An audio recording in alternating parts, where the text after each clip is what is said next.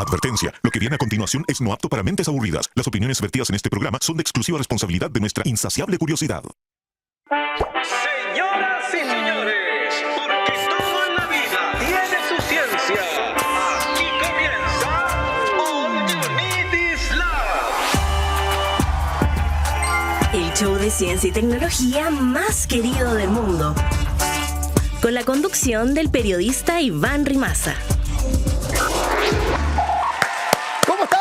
Bienvenidos a una nueva edición completamente en vivo de All You Need Is Love desde el estudio 93 de Santiago Televisión, también completamente en vivo por Radio USACH 94.5 FM. ¿Cómo te va? ¿Cómo te baila? Tengo una pregunta para empezar a estimular la cabeza en este día viernes, a menos que nos estés escuchando en algunas de las repeticiones o en Spotify, YouTube. Recuerda que también estamos disponibles ahí si quieres revivir capítulos anteriores de All You Need Is Love, el show de ciencia más querido del mundo. Puedes entrar a YouTube, Spotify, si no los fines de semana también tenemos varias repeticiones para que explores ahí la programación de Santiago Televisión. ¿Ya cuál es la pregunta para empezar el día de hoy? ¿Por qué no nos gusta a todos la misma música? ¿Te ha pasado estar escuchando el manso tema y alguien pregunta, oye, ¿quién puso esa canción? Como disgustado, pero tú la estás pasando increíble, ¿no? ¿Por qué un mismo género musical puede aburrir a unos y emocionar a otros? Bueno, porque todos los cerebros procesan la misma música de forma diferente. ¿Pero cómo? ¿Cómo funciona aquello? Robert Satorre, neurocientífico musical, descubrió que cuando escuchamos música que nos gusta, descubrió finalmente que se activa el sistema de recompensas del cerebro, el mismo que se enciende con la comida o con el sexo, pero no todos tenemos la misma sensibilidad a los estímulos musicales. El gusto musical se forma principalmente entre los 10 y los 20 años y lo que escuchas en esa época queda grabado en tu cerebro como si fuera, comillas, música buena, por decirlo de alguna manera. Por eso es que cuando uno envejece se pone a repetir este cántico, ¿no?, de que la música de antes era mejor, lo de hoy día es pura basura, etc. No es porque nos pongamos más amargados. Finalmente es porque entre los 10 y los 20 años el cerebro libera más dopamina que en la vejez. Eso es un hecho. Entonces, lo que nos da placer queda marcado y después se siente como insuperable. Uno podría decir que las sensaciones son más placenteras, de hecho, en la juventud comparado con en la vejez, simplemente en términos químicos. Pero eso no significa que después no puedas cambiar tus gustos. Investigaciones de la Universidad de Montreal demostraron que puedes aprender a amar casi cualquier música si la escuchas suficientes veces. Tu cerebro como que empieza a cachar el mote y aprende a predecir los patrones, y esa predicción exitosa genera placer. Por eso es que te empieza a gustar la música, porque te habitúas a ella. Bueno, a propósito de placer, hay gente que no puede sentir placer con la música. Se llama anedonia musical. Hay otros, de hecho, que tienen sinestesia y asocian ciertos sonidos o notas musicales con colores. Como que un do o un do mayor, por decirte así, es rojo o es naranjo, depende de la persona. Incluso tus prejuicios también pueden moldear lo que escuchas. Si creces escuchando a cada rato cuestiones como que la música clásica es para intelectuales y el rap o el trap es para delincuentes, eso le va a afectar a tu cerebro, aunque no lo creas. Claro, porque tú dices, no, si yo no soy prejuicioso, yo no... Igual, afecta de alguna manera. Y por eso, a veces, más que sonidos, escuchamos estereotipos. Acá comienza All You Need Is Love. Te escuchamos. Esto es Conexión Cuántica.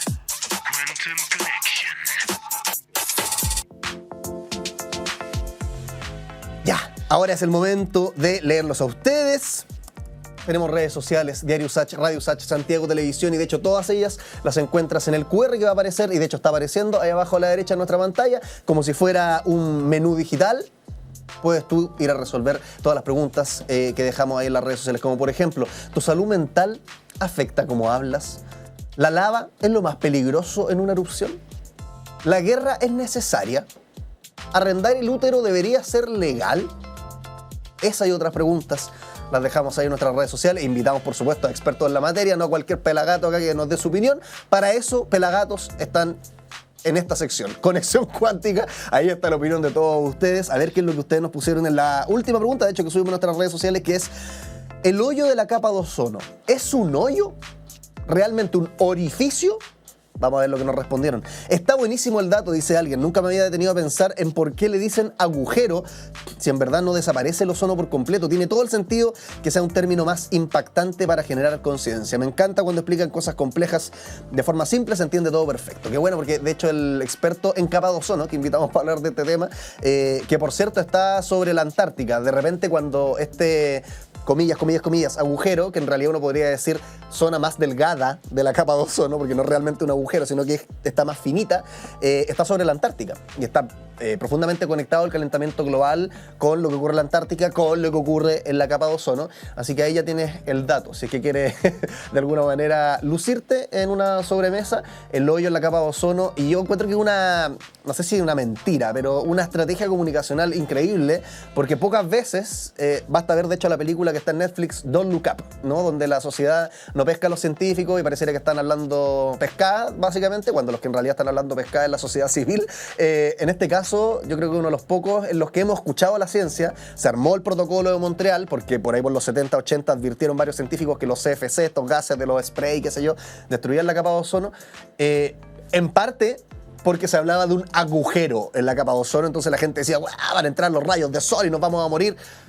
Generó un pánico necesario, podríamos decir, esta estrategia comunicacional que pese a que no hay cero ozono en el lugar donde se dice que hay un agujero de ozono, sí hay un debilitamiento, un adelgazamiento y que además, como nos decía el experto, es estacional. No está constantemente debilitada, no mide siempre, 3 kilómetros de delgadito, sino que en ciertas temporadas, de hecho particularmente en septiembre, como en la primavera, verano, en fin. Sigamos, ¿te parece? Con más All You Need Is Love. Y ahora, ¿quién podrá explicarnos?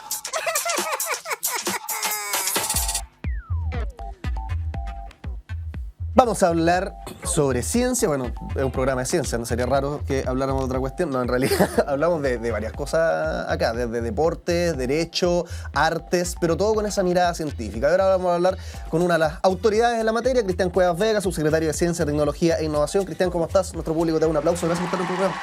Hola Iván, muchas gracias por la invitación, además este espacio tan lindo, ¿no? Lleno de colores. Muchas gracias. ¿Te gustó el estudio? Está muy bueno el estudio. Está bueno. El día, Cristian, que alguien nos diga feo el estudio, ahí nos deprimimos, porque le pusimos mucho cariño como para que nos digan eso. Se nota. Harto color, claro. Y hay que ponerle color, ¿no? Hay que ponerle color. Oye, Cristian, antes de entrar, que vamos a hablar de... hay 30 años del programa Explora, tenemos ahí algunos temas en la pauta, pero quería que la gente te conozca más también, porque los subsecretarios rara vez los conocemos, lamentablemente. No sé si les gusta a los subsecretarios que no los conozcan. No, para nada, pero también nosotros somos, como jefes de servicio, estamos volcados para que el Estado funcione en todos sus procesos administrativos. Digamos, hay muchos funcionarios, funcionarias que sostienen el CACET y en el Ministerio de Ciencia no es la excepción. Y nos toca a nosotros estar ahí como gerentes de operaciones, ¿no? Haciendo como las manos en la masa. Claro. Oye, ¿qué hacías, Cristian, para que la gente te conozca antes de ser subsecretario de Ciencia? Entiendo que pasaste en una seremía y también tenías harta formación en lo que es innovación, transferencia tecnológica. De hecho, partiría haciendo la pregunta al revés, como ¿qué es transferencia tecnológica? Y a partir de ahí quizás contarnos un poquito tu trayectoria previa. Bueno, la transferencia de tecnología es un proceso dentro de la cadena de valor de la investigación, ¿no? De la investigación científica. De la investigación científica. Lo que busca es que el hallazgo científico, y que es lo que de alguna manera se construye por la curiosidad de investigadores y investigadores, se empuje de manera que ese hallazgo tenga un impacto, ya sea en un sector productivo o, no sé, en algún espacio de servicio público que atienda a generar mayor bienestar en la ciudadanía, ¿no? Entonces, un ejemplo, en Arica me tocó estar dirigiendo la Oficina de Transferencia y Licenciamiento. Son musculaturas que la política pública ha diseñado dentro de las universidades, que lo que busca hacer es scouting, o es decir, esta búsqueda de qué están trabajando nuestros investigadores en sus laboratorios y ver, mira, este hallazgo científico podría impactar en este proceso productivo, ¿no? En el agro. En Arica... De ahí la transferencia, ¿no? Transfiero este conocimiento de un paper, ponte tú, a algo práctico. Algo práctico, ya. Tal cual. Eso concibe, eso significa, ¿no? La transferencia de tecnología, y bueno, y de ahí se desprende lo que es el emprendimiento de base científico-tecnológica, un montón de vehículos que logran esta transferencia, del hallazgo científico a un impacto en algo concreto. ¿Y cómo lo pones tú en la práctica, en la pega, previo a la subsecretaria? ¿Qué hace un transferenciador tecnológico? Claro, mucha conversa, mucha conversa, investigador, ¿qué estás haciendo? Mira, estoy trabajando en esta bacteria, ¿y qué hace? Mira, tiene un buen desempeño contra la botrytis cinerea, por ejemplo, una enfermedad que ataca a los tomates, ¿no? En el norte, Arica particularmente, que es donde estuve años antes de asumir este desafío. Arica surte de hortaliza contra estación a Santiago. En invierno los tomates que comemos son los tomates que vienen de Arica, del norte en particular. Y entonces, ¿qué pasa? Que hay la pudrición gris, que es un hongo que ataca al tomate. Y una de las... ¿Te tocó trabajar en esto en particular? Claro, o sea, fue uno de los trabajos que hicimos en la Universidad de Tarapacá. Y entonces lo que pasa es que se ataca esto con químicos, ¿no? Principalmente ahora en tolerancias aceptables, pero siempre es bueno transitar hacia una agricultura más orgánica y entonces los bioproductos o los productos basados en la naturaleza, en bacterias, es una forma de poder tratar esto de manera orgánica más saludable. Y encontraron una bacteria en un espacio extremófilo del norte. Sabemos que el norte se enfrenta a condiciones extremas de frío en la noche, calor en el día. Y estas bacterias son verdaderos superhéroes. Son superhéroes que están ahí intentando ser descubiertos. Y bueno, un investigador los descubrió que tenía muy buena performance o actuaba muy bien contra este bicho. Lo empaquetó y lo transferimos a una empresa que lo que hace es vender productos para poder matar a estos bichos que atacan a nuestra hortaliza. De hecho, Bioproteins es una startup de la Universidad de Concepción y acá hay relación interinstitucional, ¿no? Una innovación de Arica, la investigación de uno, se ocupó en una startup de Concepción. Oye, hoy día, ya yendo a tu cargo como subsecretario, ¿qué oportunidades existen de transferencia tecnológica en Chile?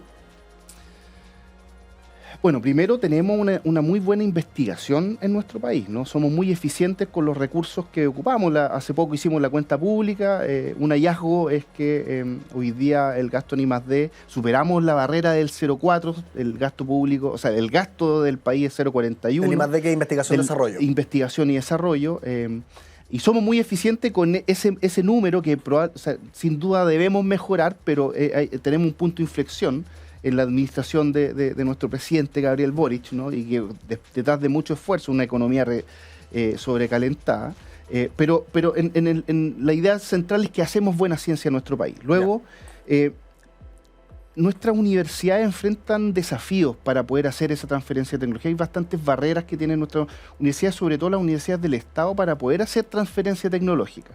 Estamos trabajando en un proyecto de ley en esa materia, ¿no? Estamos empujando que hay un apoyo bastante transversal que tiene como principal propósito este proyecto de ley bajar estas barreras que tienen nuestras universidades para poder hacer transferencia tecnológica. Pero lo cierto es que en los últimos años el ecosistema de transferencia tecnológica, la convocatoria que hemos tenido de capitales de riesgo, que un capital de riesgo es aquel inversionista que ve la ciencia tiene alto riesgo comercial y tecnológico. La probabilidad de que funcione mi hallazgo científico y que termine en un negocio no es alta. No es alta. Por eso es que se requiere alguien que tenga un perfil de riesgo, así, ¿sabes qué? Yo le pongo ficha a esto porque puede funcionar. Bueno, esas condiciones cada vez están creciendo en nuestro país. Hay más capital de riesgo que está interesado en empujar que estos hallazgos científicos se transformen en negocios, se transformen en innovaciones de impacto. Eso hace 5 o 7 años no se escuchaba y hoy día sí contamos con eso. Por lo tanto, hoy día tenemos un escenario mucho más propicio que antes, pero hay muchas cosas donde avanzar y en eso el proyecto de ley, una de las cosas que busca es bajar estas barreras que tienen nuestras universidades para poder lograr que estos hallazgos tengan el impacto. ¿Este proyecto de ley lo están armando y lo van a presentar? ¿Ya lo presentaron? No, ya está presentado, está en trámite o sea, estamos esperando, tiene suma urgencia, ya está, el presidente solicitó suma urgencia y estamos en esta semana probablemente defendiéndolo y tenemos todos los dedos cruzados para que podamos sacarlo, digamos, en lo que queda. Oye, Cristian, quería hablar también de Explora, que cumple 30 años, y Explora muchos lo asociarán cuando sean de repente a destinos turísticos puntuales de nuestro país, como el Hotel Más Pituco, que te ofrece todo el turismo, cabalgatas por todos lados, paquete completo, muy caro además. Pero Explora es mucho más que eso, es un programa que incentiva la ciencia a nivel nacional. Cuéntanos, para los que tienen esa imagen quizás más sesgada de lo que Explora, qué explora con el paquete grande y después desarrollamos qué ha hecho en estos 30 años. Sí. Bueno, Explora es un programa que es probablemente el hito de nuestro patrimonio científico nacional, ¿no? Nace hace 30 años, de hecho este año vamos a celebrar los 30 años de aniversario del programa Explora, un programa que se concibe en el seno del Ministerio de Educación, en la Comisión Nacional de Ciencia y Tecnología, ¿no? el CONICYT, y que lo que ha hecho es durante 30 años empujar la indagación, la exploración, la curiosidad en nuestra infancia, ¿no? en niñas, niños, adolescentes, comunidades escolares, con el propósito principal de que debemos apropiarnos de la ciencia, ¿no? La ciencia y el Ministerio de Ciencia no es tan solo el ministerio que, por cierto, debe resguardar el quehacer de comunidades científicas, también de divulgadores científicos, como este espacio y un montón de otros espacios que nos ayudan a sacar a la ciencia del laboratorio, ¿no? Y en eso las comunidades escolares, educativas, son vitales, y lo que hace el programa Explora eso, es concitar directores, sostenedores, profesores, estudiantes en torno a la ciencia, lograr una apropiación de la ciencia, inspirar a niñas y niños a seguir este camino. ¿Qué actividades de la hace, por ejemplo, ciencia. el programa Explora? Mira, por ejemplo, el programa Explora... ¿Y tiene algo que ver, porque quizás me equivoqué, tiene algo que ver con este tema hotelero que hay en zonas turísticas, polos turísticos? Mira, honestamente desconozco, voy a llegar a estudiarlo, no quiero decir que no, Porque yo también lo estaba ahora explorando, quizás... por ahí sí, me parece que no, ya, si me empujas, yo me atrevería a decir... Yo me atrevería a decir que no también, por lo que estamos viendo acá. Sí, no, pero bueno, lo importante es que hay que explorar, y en particular el programa Explora, digamos, uno de los espacios que tiene es el PIPE, ¿no? El Programa de Indagación en Primeras Edades. Lo que hace esto es que a lo largo de todo el país, en más de 300 comunas de nuestro país, eso es sobre el 92% de las comunas de nuestro país, ¿no? Se celebra una feria científica donde, en conjunto con Junji, este programa permite que en primeras edades los chicos ya empiecen a indagar en la curiosidad científica, a hacerse preguntas, a experimentar. Entonces tenemos ferias científicas a lo largo de prácticamente todas las regiones de nuestro país. 18 programas regionales Explora son los que sostienen esto, equipos altamente motivados porque el despliegue que se requiere, por ejemplo, en Tarapacá, ¿no? Camiña, hasta 5 horas de Iquique, y ahí hay una comunidad académica.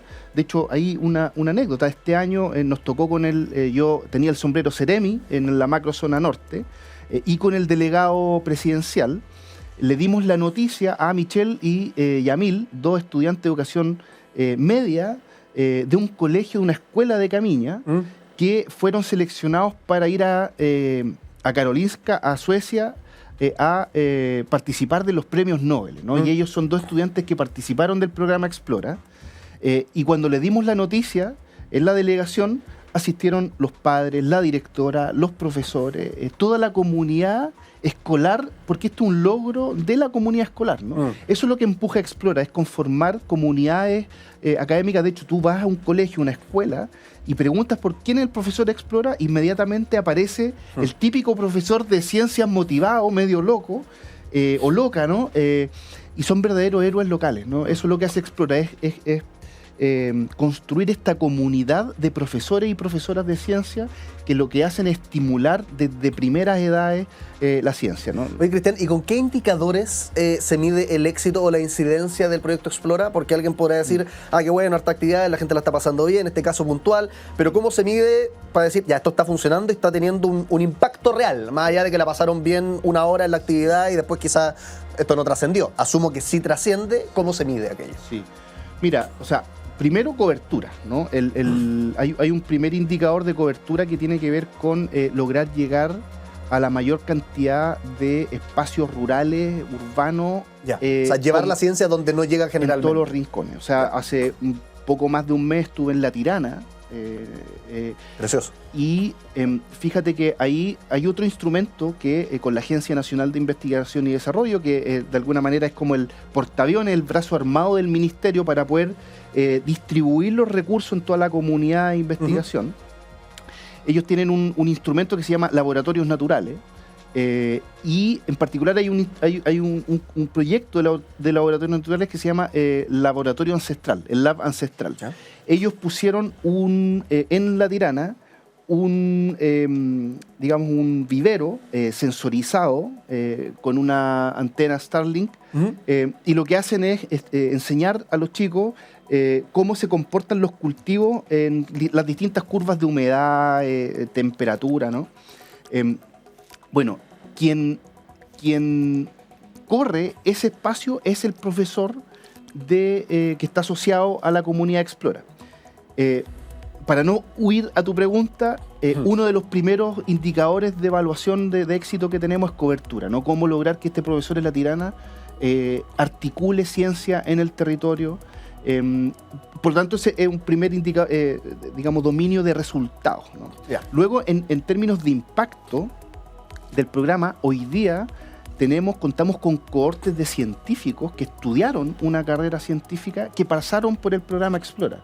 Y por cierto que esto no es un logro en sí mismo del programa Explora, es de una serie de otros fenómenos que pasaron en torno a la vida de estas personas que estudian ciencia, pero es algo que también nosotros, en el contexto de este aniversario 30 años, estamos levantando como impacto del programa, ¿no? Tenemos alguna sorpresa, vamos a celebrar la fecha estimada en torno a la primera quincena de agosto, vamos a celebrar esto, y tenemos varias sorpresas de poder contarles estos héroes o heroínas que se convirtieron en científicos y que nos van a relatar cómo fue su experiencia cuando pasaron de chiquitito o chiquitita en el programa Explora.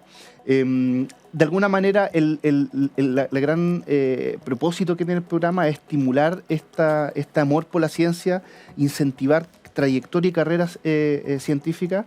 Yo diría que hay una expectativa, a lo mejor en otro orden, que tiene que ver con cómo como sociedad abrazamos la ciencia. Y ese es un desafío, ¿no?, que tenemos. Cómo evaluar eso, cómo como sociedad hacemos apropiación de nuestro hallazgo científico. Cristian, te habrás dado cuenta, en este programa tenemos preguntas fascinantes, pero también tenemos juegos. Como por ejemplo... ¡La ruleta! Acá está la ruleta, hermosa, preciosa. Cada uno de estos colores, subsecretario Cristian Cuevas, se corresponde con una pregunta que le haría un niño o una niña al subsecretario de Ciencias a propósito de lo que hemos estado hablando. Entonces la idea es que yo la hago girar esta ruleta y en el color que caiga, leo la pregunta a la cámara y le doy el pase para que haga la explicación correspondiente. ¿Le parece? Veamos si lo... Vamos con la ruleta entonces, la giramos a la cuenta de 1, 2 y 3. Mientras que... No, se nos trabó la ruleta, la vamos a girar nuevamente. Sí, es que estos últimos días... Pero verde, un buen subsecretario, estos últimos días... vamos a tener que ahí como hacerlo. Ya, vamos. 1, 2 y 3. Ahí sí, con más cariño. Mientras conversamos con Cristian Cuevas Vega, subsecretario de Ciencia, Tecnología e Innovación sobre la vida y la inmortalidad del cangrejo, ¿por qué no? Color verde, mira, cayó en el mismo que había caído antes. Parece que el destino. Veamos cuál es la pregunta para el subsecretario. ¿Le gustaría ser ministro? Opa. Responde la autoridad. Opa. Bueno, la ministra Aysén ha dejado la vara muy alta. Estoy bien como subsecretario. Creo que tenemos muchos desafíos en fortalecer la institucionalidad del Estado, pero bueno, si es que llega la invitación, son invitaciones que uno no puede decir que no. ¿Ah? Pero es que es más estresante, yo creo, que estar en un cargo de autoridad como subsecretario que estar haciendo la pega que sea antes como ingeniero en transferencia, ¿o no? La cabeza está andando más a full 24/7, son distintos desafíos, pero lo cierto es que uno se encuentra con un compromiso de mucha gente de querer aportar al país a través de la ciencia. Y eso de alguna manera inspira, ¿no? Cómo uno se esfuerza día a día por estar a la altura, por ordenar la complejidad y de alguna manera de lo que se trata esto. Y lo dice siempre la ministra, cuando uno se acerca a una junta de vecinos y explica qué hacemos en el Ministerio de Ciencia, uno se da cuenta que la ciencia es como un espacio de esperanza, ¿no? De tener esta capacidad de responder a los desafíos y los problemas que tenemos como sociedad. Y estar entonces en el Ministerio de Ciencia es algo bonito, ¿no? Es como estar en un espacio donde podemos entregar esperanza y eso es lo que nos convoca. Así que muy contento, feliz acá de trabajar con la ministra Aysén en lo que nos toca como subsecretario. Subsecretario, para terminar, nos queda un minutito de entrevista. Si puede pasar el dato del Fondo de Investigación para Universidades, que el FIU, que no es el FIU de los juegos. Nosotros le pusimos el nombre antes del 7 colores. O sea, el FIU científico es previo al deportivo, por Es previo al deportivo, pero lo abrazamos porque... Cuéntenos en un minuto de qué se trata. Nos dio mucha alegría al FIU. El FIU es un mecanismo de política pública que lo que busca es sentar un primer peldaño, un primer ladrillo en la construcción de un camino que nos permita avanzar en financiar la ciencia de manera estructural. Hoy día la manera en la que financiamos la ciencia es a través de concursos y eso es lo que nos ha hecho altamente productivo. Todos los investigadores e investigadoras formulan, postulan y cada vez lo hacen mejor, ¿no? Pero lo cierto es que la actividad es una actividad, o sea, la investigación es una actividad permanente, ¿no? Que debe permitir un espacio de tranquilidad para tomarse un café, para generar esa actividad de manera misional, ¿no? Y entonces el FIU tiene como expectativa convertirse en una vía de financiamiento para la investigación de manera estructural y en eso estamos avanzando. 37 universidades hoy día que supera el 90% de las universidades que están acreditadas en investigación están trabajando hoy día en diseñar planes de 10 años. Es un instrumento de política pública que tiene una plurianualidad de 10 años y esperamos que se convierta en este espacio, ¿no? Este financiamiento de la investigación como actividad permanente para que podamos sostener a nuestro país como un país que tiene vocación científica. Búsquenlo, porque se puede postular entonces a este fondo de investigación, todas las casas de estudio que tengan entre 3 a 5 años de acreditación y todos esos resultados los pueden implementar después en laboratorios científicos a lo largo del país. Cristian Cuevas, subsecretario de Ciencia, muchas gracias por estar en el programa. Que gracias, Iván. Saludos a todos en la casa. El aplauso a nuestro público virtual. Nosotros seguimos con más. All You Need Is Love. La máquina del tiempo. Viajemos a una época en la que, mira, de hecho yo tengo uno acá, un tatuaje. La gente de la radio no lo puede ver y en la antigüedad la verdad es que sí existían los tatuajes. ¿Cómo eran los tatuajes en la antigüedad? Vámonos al año 3300 a.C.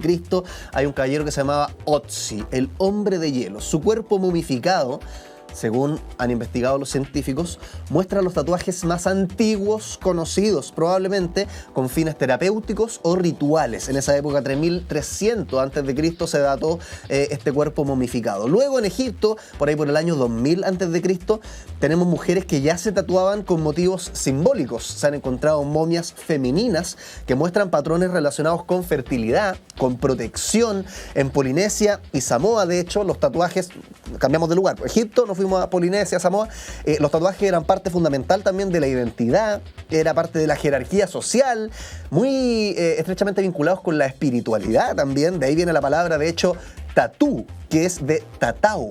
Búscalo porque el origen viene más bien de Polinesia y Samoa. En Grecia y Roma después se usaban para marcar esclavos, criminales o soldados y se mantenía también esta connotación religiosa. En la edad intermedia, más o menos la edad media en Europa, el tatuaje, adivinen quién llegó a aguar la fiesta, de alguna manera.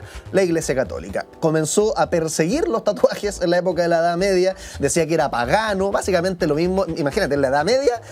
Y acá en Chile, en los 90, en los 80, decían que Iron Maiden era satánico. ¿Se dan cuenta cómo evoluciona en institución? En 500 años, mucha evolución. Desde la Edad Media, entonces, que la Iglesia venía persiguiendo, diciendo que es paganismo y se volvió, por lo tanto, poco común también en Occidente tener tatuajes. En Asia, floreció en particular en Japón el iresumi, que es un arte de tatuaje tradicional, primero ligado al castigo, al dolor, pero luego al arte y en particular a la mafia yakuza. Si tú buscas a los yakuza, que son como los el padrino, pero de Japón, por decirlo así, todos ellos ocupaban mucho los tatuajes, a diferencia de los grandes mafiosos de otras partes. En el siglo XVIII, las exploraciones europeas hicieron que todo esto cambiara un poquito porque marineros como el señor James Cook empezó a adoptar tatuajes de culturas polinesias, popularizándolos en Europa, pese a que a la iglesia en su momento no le gustaba. Los soldados, de hecho, durante guerras como la Guerra Civil en Estados Unidos, los tatuajes se usaban para identificación o también símbolos de orgullo militar. Entonces ya se fue instalando un poquitito esto pese a la resistencia de la Iglesia Católica. Y en la actualidad, el tatuaje como el que les mostré que tengo en el brazo, quizás ustedes también tienen en otras partes del cuerpo, no me interesa, no me manden fotografías, se hicieron con una máquina eléctrica. Y esa máquina de tatuar, o al menos su antecesor más directo, se inventó en 1891. 1891, la máquina eléctrica de tatuar, inventada por Samuel O'Reilly, revolucionó el proceso, lo hizo por supuesto más rápido, más accesible. Igual busquen un lugar donde no sea tan rápido. Yo me acuerdo cuando chico se hacían tatuajes así en el 14 de Vicuña Maquena, la gente iba, había orina en el piso, igual se hacían los tatuajes, le daba lo mismo. Sí, busquemos lugares regulados, ojalá con sanidad, y se transformó todo esto entonces en un movimiento artístico. Desde los 70 el tatuaje se convierte en una forma de arte contemporáneo, ya hay diversificación de estilos. El dot work, que es como el puntillismo, el realismo, neotradicional, el black work, que son estos grandes manchones casi de puro negro. Uno podría decir que de hecho el tatuaje que tiene el presidente Boric, este aro que tiene como muñequera, es un poco black work, acuarela incluso. Tecnología, están metiendo biohacking en los tatuajes del día de hoy. Hay varios avances con tatuajes que tienen tinta que reacciona, por ejemplo, a la glucosa, con realidad aumentada, tinta vegana. ¿Quién sabe cómo va a venir el tatuaje más adelante? De hecho, yo he visto ahora, no sé cómo se llama, pero gente que hace tatuaje, como comillas, a la antigua, rehuyendo un poquitito de la invención de la máquina eléctrica de tatuar. No sé si lo han visto, que es como van haciendo punto por punto, como metiendo la tinta en tu piel, como quien estuviera haciendo un crochet. Búsquenlo, porque la verdad es que a mí se me olvida el nombre, pero estoy seguro que ahí en Instagram van a encontrar esa técnica de tatuaje y quién sabe cómo evoluciona más adelante. La máquina del tiempo, nosotros nos vamos a una pausa y seguimos con más All You Need Is Love. Hagamos la corta. Ciencia al paso.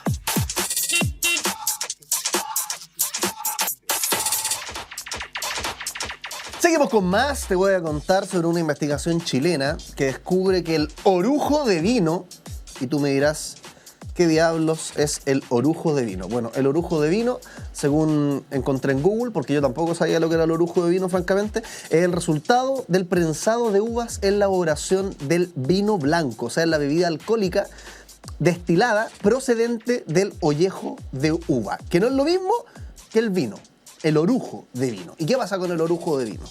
Puede matar a una peligrosa bacteria, que de hecho lo hemos comentado en este programa, tiene que ver con el cáncer gástrico, Helicobacter pylori. Seguro la conoces, es de esas bacterias pop, de esas bacterias como Escherichia coli, ¿no? Que uno, no sé por qué, pero lo tiene más grabado en la cabeza el nombre. Investigadores de la Universidad Católica del Maule descubrieron que el orujo, que son los desechos, de la uva que quedan después de producir el vino, puede matar a la bacteria Helicobacter pylori y también prevenirla.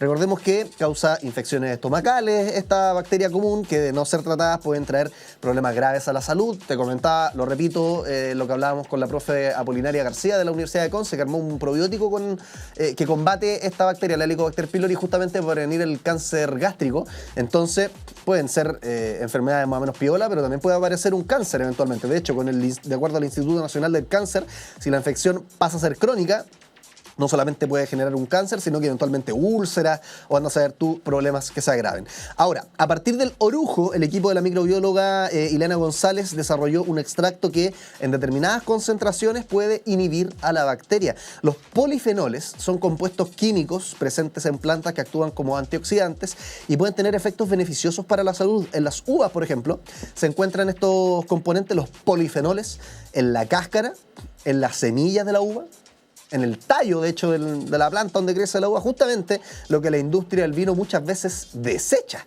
Ahí está entonces el orujo de vino que te decía al principio. Para esta innovación usaron entonces la variedad uva país, que es la cepa más antigua de la historia del vino en Chile. Yo conversando una vez con un cronista gastronómico me da otro dato, de hecho, a propósito de la uva país, que es la única cepa 100% endémica, 100% nacional. Entonces, si tú quieres tomarte un vino como realmente chileno, en vez de tomarte un Cabernet, un Merlot, uva país. Y además es muy rico y muy codiciado, entiendo, en el extranjero. A mí no me gusta el vino, así que no tengo mucha opinión al respecto. Pero de acuerdo con la microbióloga, la literatura científica disponible dice que algunos polifenoles, que les recuerdo, ¿cuáles eran los polifenoles? Estos compuestos que están en algunas plantas, como por ejemplo en la uva. Estos polifenoles han mostrado actividad biológica sobre la bacteria Helicobacter. Entonces, esto sirvió naturalmente como una guía para la investigación. Una investigación chilena que descubrió que el orujo de vino puede matar a la bacteria Helicobacter pylori. Fantástico hallazgo, tú me dirás que me importa, ya te lo expliqué, pero te lo repito. Puede prevenir muchas cosas. Helicobacter pylori puede hacer aparecer úlceras, cánceres, infecciones estomacales. Así que esta investigación con el orujo de vino podría hacer que todo aquello eventualmente se prevenga. ¿Bien? ¿Mal? Espectacular, diría yo. Sigamos con más. All You Need Is Love. El que sabe, sabe. Y el que no conduce. Vamos a hablar sobre el tratamiento de aguas. Y tú me dirás, ¿qué es el tratamiento de aguas? Las aguas residuales, por ejemplo. ¿Qué es lo que pasa cuando uno tira la cadena? ¿Para dónde se va eso? ¿Cómo se limpia? ¿Cómo hacemos que todo eso no sea un desperdicio? Poder aprovechar también aquello que se está evacuando. Lo vamos a conversar con la investigadora de la Universidad Adolfo Ibáñez, Dafne Kruczyk. ¿Cómo estás? Muchas gracias por conectarte con nosotros, nuestro público. Te hago un aplauso a la distancia. ¿Cómo estás? Hola, buenas tardes. ¿Todo bien? Todo bien, por aquí. Oye, Dafne, estaba tomando agüita ahí para hacer la pregunta como corresponde. Cuéntanos primero, como para hacer contexto, sobre el tratamiento de agua en Chile. ¿Cómo funciona? ¿Qué pasa una vez? Porque muchos conocemos por 31 minutos, ¿no? Con Juan Carlos Bodoque, la ruta de la caca, pero eso tiene bastantes años desactualizado. ¿Cómo ha ido cambiando y cómo es hoy día el tratamiento de aguas residuales en Chile? Básicamente, en Chile nosotros tenemos la ventaja de que casi el 100% de nuestras aguas urbanas se tratan.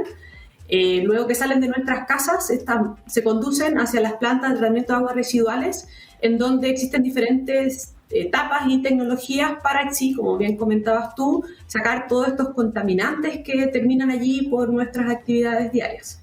Entonces ya tienen el objetivo principal de limpiar las aguas para que estas después sean descargadas nuevamente a los cuerpos de agua.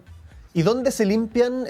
¿Todas las plantas son iguales? ¿Hay distintos tipos de plantas, distintos tipos de tecnologías que ocupan estas plantas? Hay diferentes tipos. En Chile principalmente tenemos dos tipos de plantas de tratamiento, las que están en la costa de las ciudades costeras y las que están en el interior. Las de las zonas costeras principalmente tienen dos, tres etapas de tratamiento y después tienen emisarios submarinos para enviar esta agua tratada hacia el océano. En cambio, en ciudades como Santiago, otras ciudades interiores, hay una serie más de etapas en donde se eliminan los sólidos, las grasas, la materia orgánica, y así se puede ya entregar nuevamente a los cuerpos de agua. ¿Y dónde se elimina, como si uno hiciera esta bifurcación, ¿no? Porque la idea del tratamiento de agua, me imagino, por una parte tener el agua más o menos limpia y por otro lado todos los desechos. ¿Para dónde se va toda esta agua limpia y para dónde se van todos estos desechos?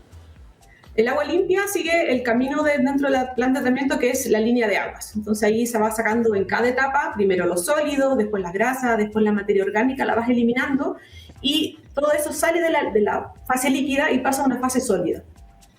Entonces después de esta fase sólida se gestiona dentro de la planta, se saca el agua y tiene una etapa posterior. Y el agua limpia sigue el recorrido dentro de la planta hasta que ya está tratada y se descarga al río, por general. Ya. Pero no se transforma en agua potable necesariamente. Eso es importante, no, ¿sí? No es potable. Solamente cumple con la normativa vigente para poder ser descargada. Pero como bien dices tú, no queda lista para que nosotros podamos consumirla. ¿Y todos los residuos, qué se hace con ellos? ¿Se botan a la basura, no? ¿Se hace un cerro así? ¿Se acumula? ¿Dónde queda? No, la idea es que hasta hace un par de años lo que se hacía era que iban los rellenos sanitarios industriales especializados para este tipo de residuos, porque no son municipales como los que tenemos en la casa nosotros. Uh-huh.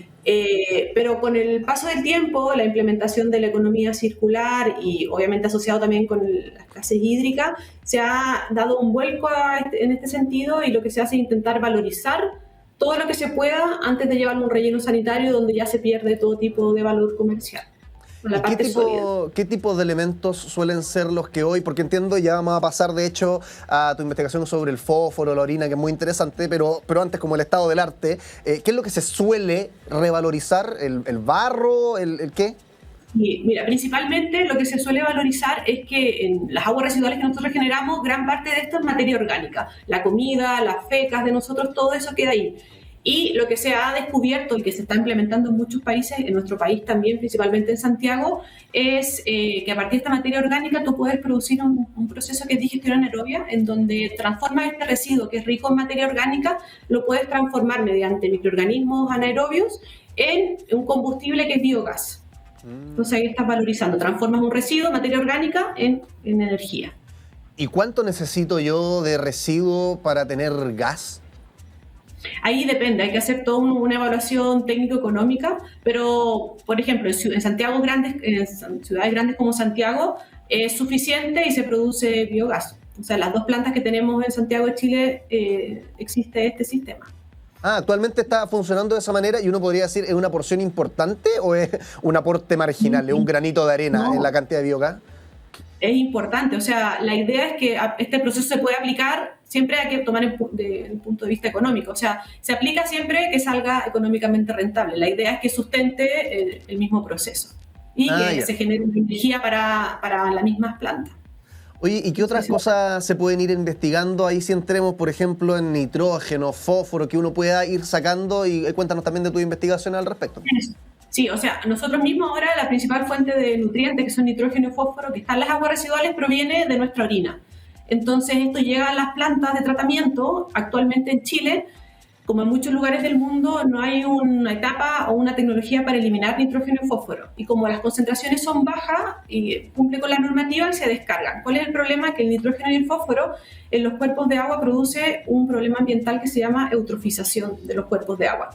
En donde esto básicamente es que produce una proliferación de algas que se ubican en el sur de Chile. Hay varios lagos que tienen esto, en donde estos cuerpos de agua se llenan de algas, lo que no deja pasar la luz solar, el oxígeno, entonces empieza a afectar toda la vida acuática.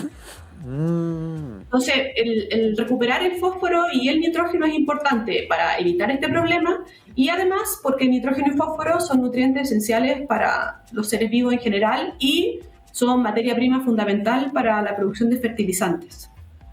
Oye, Dafne, me imagino lo siguiente, y voy a hacerte como esta imagen que tengo en mi cabeza para plantear la pregunta. Me imagino tengo un bol, de hecho, mira, la pecera, acá que tenemos, llena de barro. Imaginemos que todos esos son residuos, ¿no? Y tengo adentro 2 canicas, 2 perlitas. Una canica que es un nitrógeno y una canica que es el fósforo. ¿Cómo la saco? ¿Cómo la identifico? ¿Cómo extraigo el nitrógeno y el fósforo de todo este majamama, digamos, de residuos? Sí, o sea, eso está disuelto en el agua, no se ve a simple vista. Son iones que lo que hacemos nosotros es cuantificarlo. Con equipos especiales podemos determinar la concentración de fósforo y de nitrógeno en el agua. ¿Y qué es lo que se extrae? Eso es como lo que no lo termino de entender. ¿Cómo se recupera? ¿Qué significa recuperar?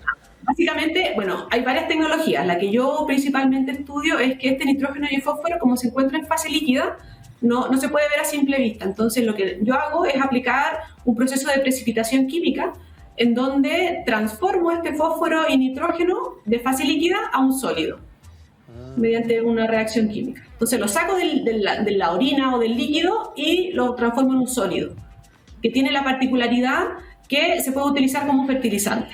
Entonces, el objetivo de mi investigación es intentar cerrar este ciclo del fósforo y principalmente porque el fósforo, si no lo recuperamos, se pierde en los cuerpos de agua. Y como te dije recién, es súper importante porque es la materia prima para la producción de fertilizantes. Entonces, lo que hago yo es capturarlo, precipitarlo y transformarlo en un producto con valor comercial como fertilizante. Oye, Dafne, y tú dices entonces, lo transformas en un estado sólido, que puede servir como fertilizante, de nuevo, como para hacernos la imagen. Esto, cuando se transforma en un sólido, ¿cómo se ve? ¿Es como una tierra, un polvillo? Sí, es un polvillo blanco. Y el objetivo es como es una primera etapa, es muy pequeñito, y lo que hacemos nosotros es buscar equipos especiales, reactores, para que aumenten el tamaño. Entonces, el mismo proceso va aumentando el tamaño para tener pellets o gránulos que permitan después poder utilizarlo en la aplicación de agricultura. Oye, ¿y esto cómo llega ya a la agricultura? ¿De qué manera la orina humana podría ser un fertilizante? O sea, en la misma orina humana hay estudios que indican que se puede utilizar como fertilizante directamente. ¿Cuál es el problema? Que la orina humana está muy concentrada en nitrógeno y fósforo y además pueden haber agentes patógenos, entonces no se puede utilizar directamente. Entonces, la opción es, en la investigación que hicimos fue tomar orina humana y de la misma, porque es como el concentrado de fósforo y nitrógeno, fue ahí utilizar eso, aplicar sal de magnesio para poder precipitar este fósforo que se llama estruvita. Y esto, el desafío, no cambia según la región o el lugar del mundo donde uno quiere implementar esta tecnología. ¿Por qué lo pregunto? Porque de repente, cuando, no sé, uno quiere tener cultivo, o incluso para una pecera, la gente que hace cervezas también, este concepto de que el agua es más dura o que el agua es más blanda, entiendo que el agua cambia dependiendo de dónde uno vive. ¿Eso afecta a la recuperación? En principio no, porque bueno, nosotros lo hacemos directamente en la orina porque si tú lo haces en la planta de tratamiento, el fósforo se diluye mucho, entonces es mucho más costoso. Pero a nivel de la fuente prima que utilizamos nosotros, que es la orina, básicamente es muy similar entre una persona y otra. Entonces, va cambiando un poco de acuerdo a la alimentación, pero el fósforo y el nitrógeno están más o menos en las mismas cantidades en donde tú vayas. Oye, ¿cuánto lo han usado? ¿Esto ya se está usando actualmente? Digo, tu investigación en particular, ¿qué efecto ha tenido? ¿Cómo ha ido funcionando? ¿Funciona mejor, peor que un fertilizante tradicional? Nosotros en este proyecto, bueno, la estruvita sí que se ha recuperado en otras plantas de tratamiento desde el agua residual y hay varios estudios respecto a eso. La que nosotros produjimos la probamos aquí con unos colegas que tienen un laboratorio de bioingeniería con unas plantas específicamente con el tomate y dio buenos resultados. Con tomate cherry. Y esos resultados, en general, ¿un agricultor podría comprar, por ejemplo, este fertilizante producto de la orina? Actualmente en Chile no, porque no está normado su uso. Pero porque esto está recién empezando, bueno, en Chile, pero yo hice mi doctorado en Europa y en Europa hace 15 años atrás ya se empezaba a investigar y ahora ya está normado y la estruvita se puede vender como fertilizantes para los agricultores. Básicamente es una cosa de cambiar la normativa. ¿Y la normativa no se ha cambiado por alguna razón en particular? ¿O por, no sé, hay miedo de que esto funcione o no funcione? ¿Es simplemente un trámite? Yo creo que todavía estamos muy como recién empezando el tema aquí en Chile, pero es algo importante de considerar también básicamente porque las rocas fosfáticas, que es donde se saca el fósforo para producir estos fertilizantes, se están agotando, es una fuente no renovable, entonces por eso mismo hay países, sobre todo la Comunidad Europea, que está preocupado de este tema de qué va a pasar en 100 años más porque las predicciones dicen que estas rocas fosfáticas se van a agotar. Entonces es importante empezar a buscar otras fuentes de obtención del fósforo. Dafne, te habrás dado cuenta que en este programa tenemos preguntas fascinantes, pero también tenemos juegos. Como por ejemplo... La pecera. Y que de hecho la pecera ya la habías visto, e hice un spoiler porque lo ocupé para mostrarte una analogía de algo, pero ya. En esta pecera tenemos varios papelitos y cada uno de estos papelitos tiene frases que nosotros le llamamos factos, que son frases reduccionistas que diría alguien sobre este tema que estamos conversando, sobre la reutilización de la orina, sequía incluso, los cultivos, etcétera, todo lo que hemos comentado. Y la idea es que yo agarre esta frase, la leo a la cámara, si es que es una burrada, una tontera lo que estoy diciendo, tú me corriges y desarrollas por qué estoy equivocado. Y si es que es cierto, también desarrolla ojalá en extenso por qué lo que digo acá es correcto. ¿Te parece, Dafne? Vale. Saquemos entonces un papelito de la pecera. Yo ya tenía uno en la mano, pero lo voy a cambiar por temas de transparencia. Veamos qué es lo que dice la pecera mientras conversamos con Dafne Kruczyk, investigadora de la Universidad Adolfo Ibáñez. Reciclar el pipí nos ahorraría agua. ¿Qué dice la experta? Sí, ahorraría agua principalmente porque tal cual está hoy mismo, nuestro pipí o nuestra orina contamina el resto del agua que estamos utilizando. Entonces, si lo reciclamos, podríamos tener agua más limpia para utilizar o más fácil de tratar en la planta de tratamiento. ¿Usarlo como fertilizante podría ser una manera de combatir la sequía incluso o la crisis hídrica?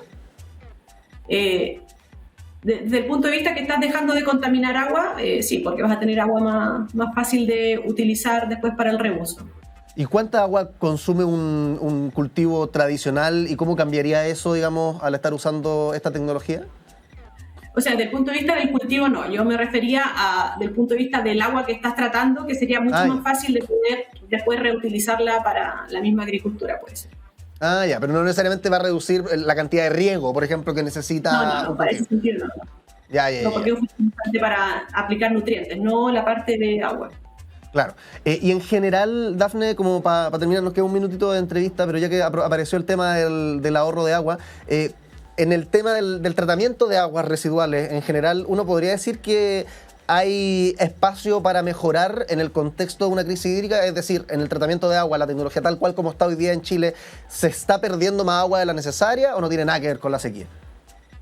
O sea, hay bastante espacio para mejorar, principalmente aplicar otras tecnologías para mejorar la calidad del agua que obtenemos y así poder utilizar esta agua residual, obviamente tratada, para suplir esta escasez hídrica que estamos viviendo, principalmente para que entrara a competir con la desalinización de agua de mar, reduciendo costos y haciendo más accesible el agua para todos quienes están sufriendo este tipo de escasez. Dafne Kruchik, investigadora de la Universidad Adolfo Ibáñez. Oye, muchas gracias por estar con nosotros. Nuestro público virtual te mando un aplauso a la distancia, que estés muy bien. Chao, gracias. Seguimos con más All You Need Is Love.